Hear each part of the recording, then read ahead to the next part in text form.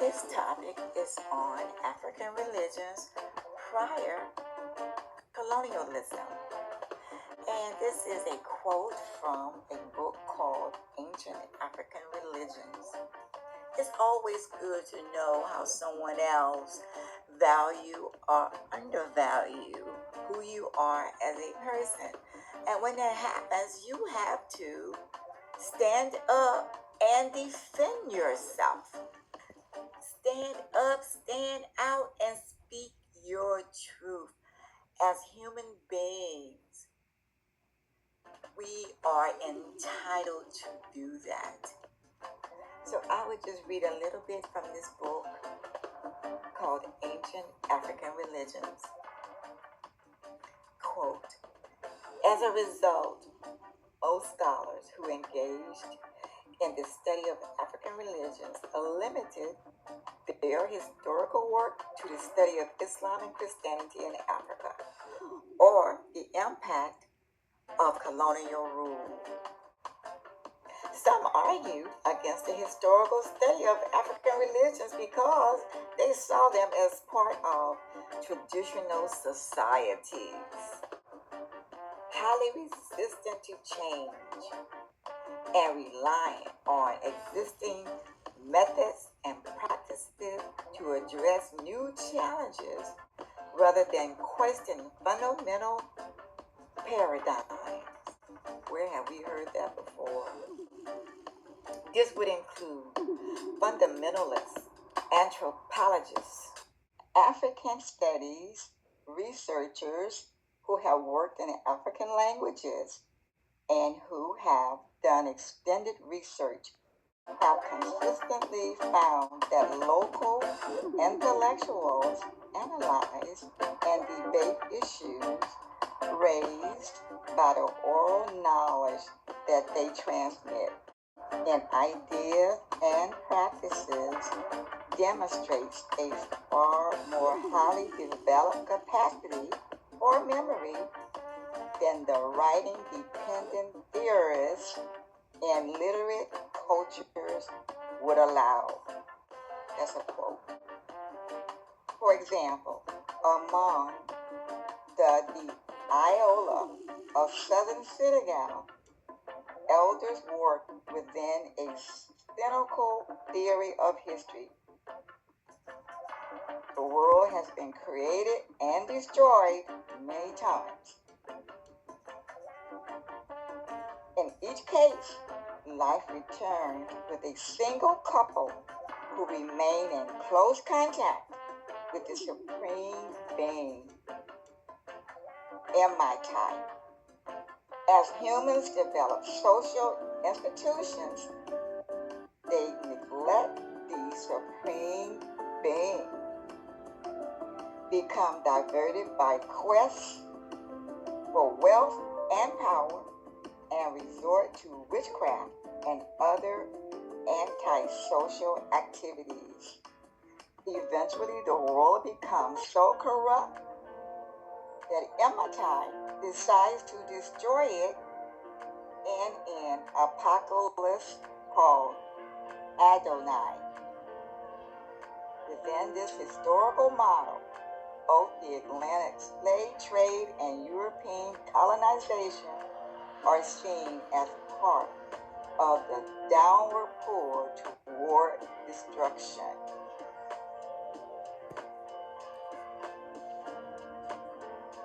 Archaeology also provides an important source for African religious history. Analysis of tree rings provide clues to cycles of drought and plentiful rainfall. Similarly, graves may provide clues about attitudes about death and the afterlife, which are central to most religious systems. On the negative side, this particular gentleman, last name Baker, explored the Upper Nile in the 1860s. He wrote with confidence about the Shilluk, Shilluk, Nuer, and Dinka people he encountered, and I quote, "Without any exception, they are without a belief in a supreme being. Neither have they any form of worship or idolatry, nor is the darkness of their minds enlightened by even a ray of superstition. The mind is as stagnant as the morass which forms this puny world." End quote. Because they believe truth is only when they speak it, right? Let's just answer the question, ancient African religions, whether or not Africans, people want to put everything at Africans' feet that didn't get done correctly. Never want to acknowledge what Africans did do correctly. They never thought they were connected to an African. And talk about the Neanderthal, you never hear of anymore. It has become our ancestors. This is an enlightening moment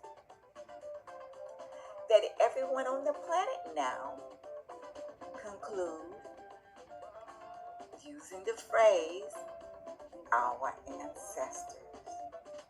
Well, let me just talk about our ancestors and religion, but not in so much the practice, because we don't know what their practices were.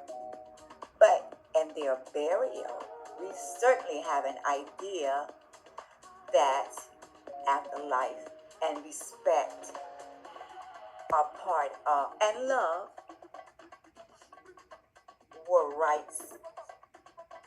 The writer of Ancient African Religions goes on to say, and I'm not sure at this point if he's quoting or not, but it goes on to say, one has to wonder how he was able to draw such conclusions without speaking the languages or staying in any one location for any sustained period. Baker looked for houses of worship and written texts, what he considered to be essential components of religious life. He found none. But that's his mind. This is me talking. This is his mind. There are people who will always want you to believe that what they say and think, without a doubt, is more important than what you think. And you wonder, in amazement, well, why is it that you believe your brain is so much more clever than my brain, and that your thoughts are so much higher than my thoughts? Do you let them get away with that? No. Not if they're on your turf. But of course, if they're in their own turf and they can speak loud, they're going to say what they want to say for fame, for their beliefs, no matter how wrong they are. Because they believe truth is only when they speak it, right?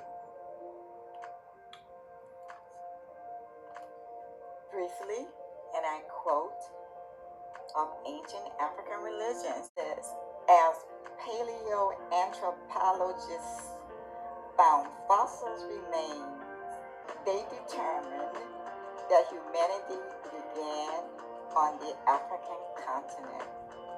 The idea of early humans thinking about religious issues, however, is difficult to prove.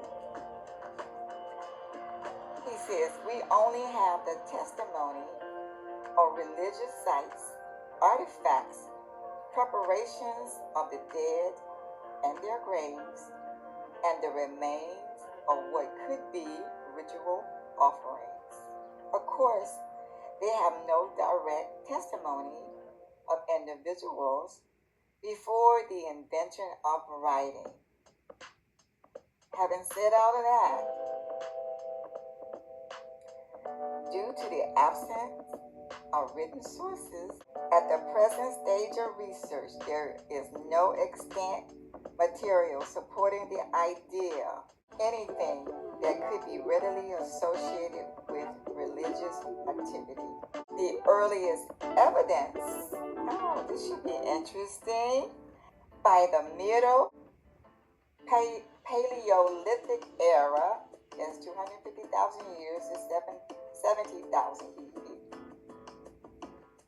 Rituals express a concern with the transition from life to death, and that they link this to the cycles of sunrise and sunset. Recent excavations at Panga Sai Cave along the coast of Kenya revealed the grave of a 2 or 3-year-old child that has been dated to approximately 78,000 before the present years. This is the oldest known deliberate burial in an excavated grave that has been found in Africa. And this is how they describe that it was taken care of. And I quote, "Furthermore, a covering was placed tightly around the child's body. Traces of ochre were found on the child's bones. The grave was initially excavated and then filled in with a different type of soil." And that has a footnote attached to it. At the border cave in South Africa, KwaZulu-Natal province, excavations reveal the existence of shallow graves deliberately set apart from people's living spaces dating back 70,000 years. I knew about this one. A reddish-brown stain on the bones indicates that the bodies were adorned with ochre before burial. A perforated conch shell was also found by the grave, providing at least some indication of the preservation of human adornments and the burial process. End quote. That is so beautiful to me. How beautiful that humans were probably even more human back then, because they had very little modern things, and yet that display of love and cherish was made.